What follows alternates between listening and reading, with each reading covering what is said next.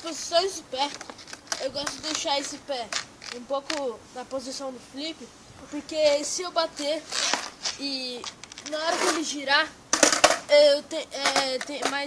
tem mais chance de cair com o pé cheio dentro do skate.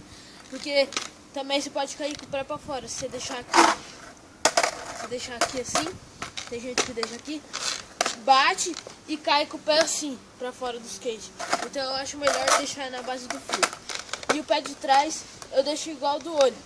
E o pé de trás é o que vai fazer tudo. Pra mandar o varial, você só vai fazer isso daqui, ó. Você só vai puxar o skate pra trás. Aí ele vai fazer o movimento, assim, e você vai cair com o pé em cima. Os dois comuns do varial é aquele lá aquele que eu acabei de dizer, que é cair com o pé pra fora. Se você deixar o pé aqui, né? Se deixar aqui é mais fácil de você não cair com o pé pra fora. Então eu aconselho deixar aqui, mas se preferir deixar aqui, pode ser também.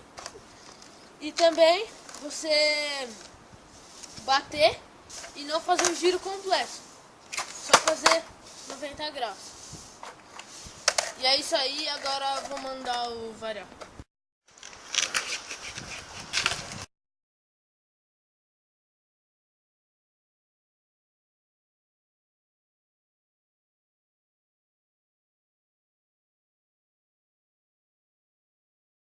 Então é isso aí, esse foi o varial.